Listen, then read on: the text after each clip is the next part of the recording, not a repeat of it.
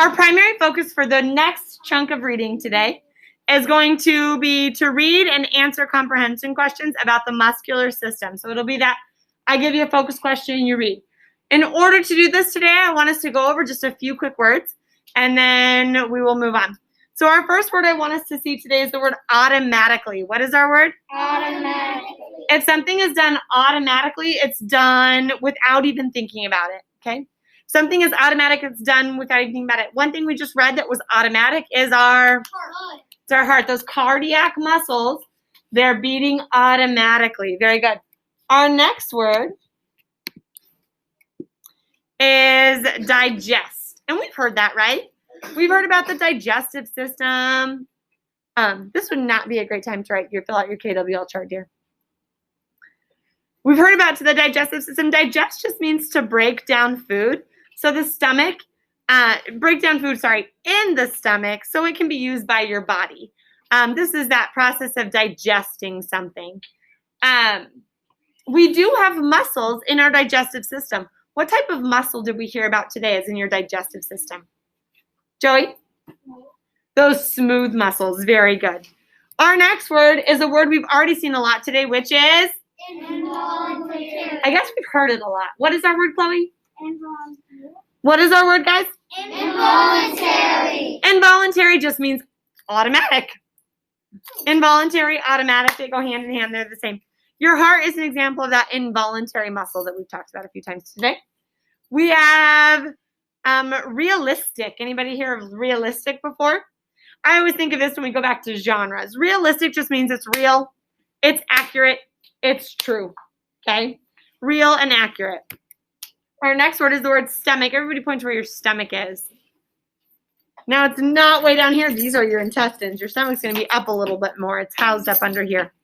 Very good. Another word for stomach is your belly. We can handle that, right? These are our words today. We're going to go through them one more time. And I would like you to read them. Our first word is the word? Automatically. Thank you. Aiden, have your eyes forward and be following along with the class. Our next word is? Digest. Let's read them together. Our next word is? Involuntary. Realistic. Stomach. And that's it. Those are our words, and we are going to go through, we'll come across them as we go through today. So far in this unit, we've briefly introduced the systems of our body. We have focused mostly in on the skeletal system. And today, in today's chapter reading, we are going to focus on what? The muscular system. You guys can close up your KWL charts. And let's go ahead and get out our readers and open up to the table of contents. What are you opening up to?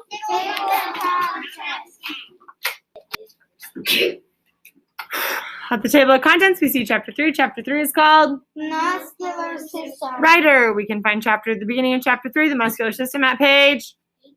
Fabulous. In chapter 3, we are going to read to find out why muscles are needed to make bones move. We can use background knowledge as well, but find text evidence to find why muscles are needed to make bones move. Go ahead and read those pages.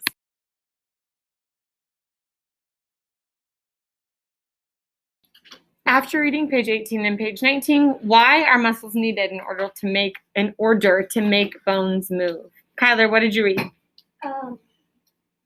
That when Which paragraph are you on, bud? the second to last one. Okay, so the 1, 2, 3 paragraphs. Okay, so then why do we need muscles to help bones move? The muscles tighten. The muscles tighten, and what happens when those muscles tighten, Kyler? The arm moves. Very good. What else do we know about why do we need muscles to make a bone move? Find it in your text and point to it.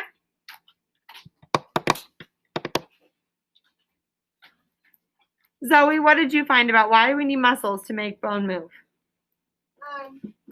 That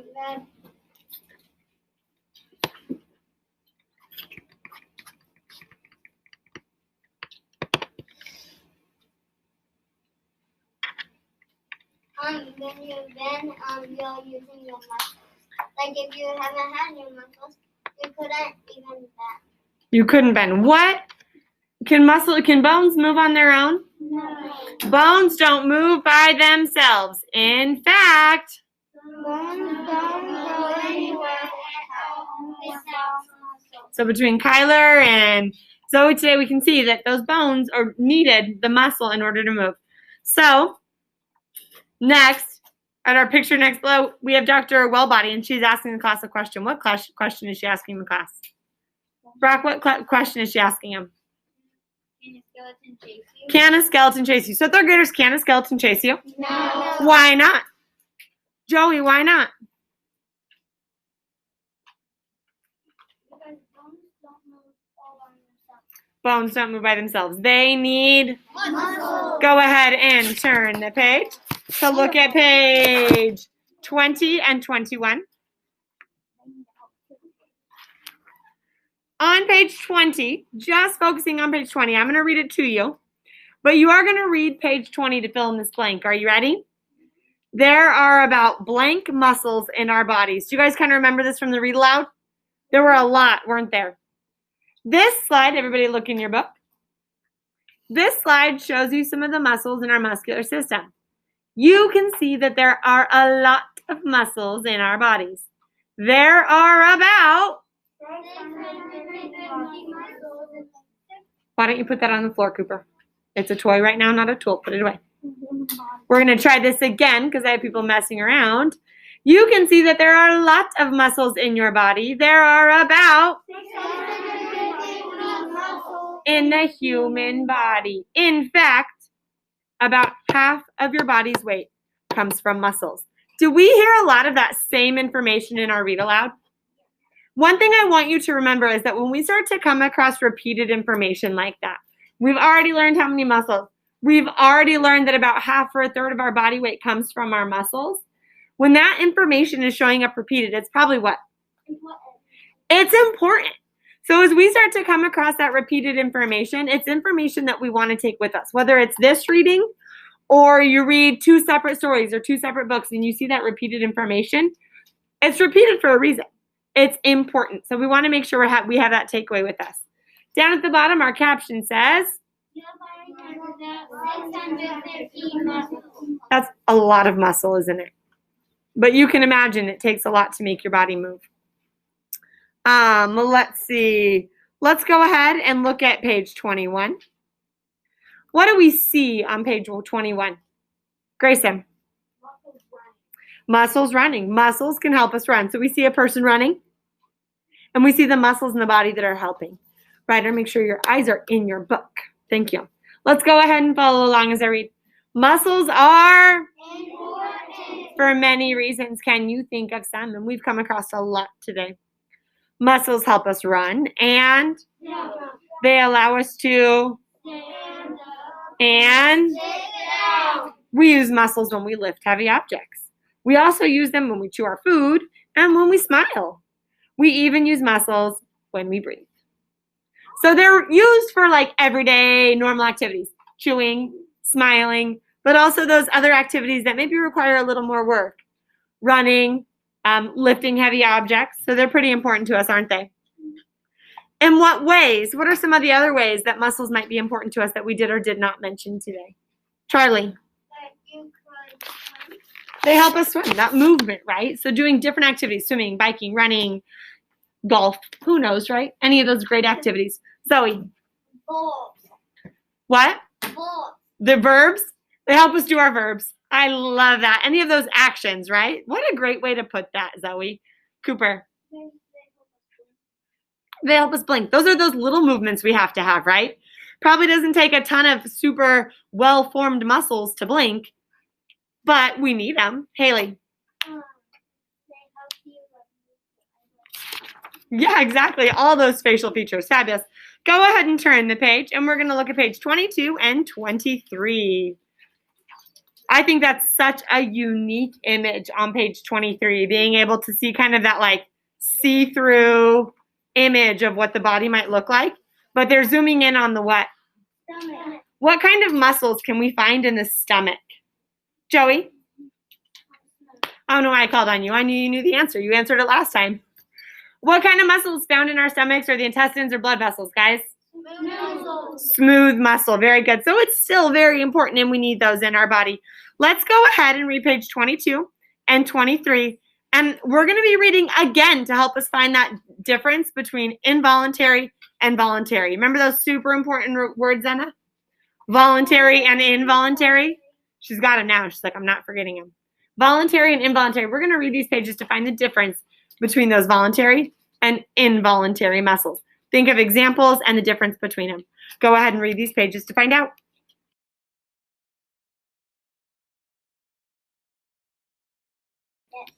So what are those voluntary muscles? What are they?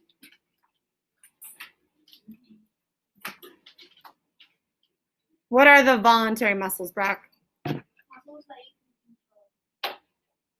They're the muscles you control. What are some of those muscles that you control? Chloe? Your arms. Your arms. Thank you for waking up the second half of reading. Your arms. Grayson? Your legs. Fabulous. What are our involuntary muscles? Viola? Your heart. So what do we know about involuntary muscles, though? Lexi? They do it on its own and you don't have to tell them to do it. Yeah, they do it on their own. You don't have to tell them. One example being your heart. What other ones are involuntary? Cooper? Another one that's involuntary would be What did you read in the text today?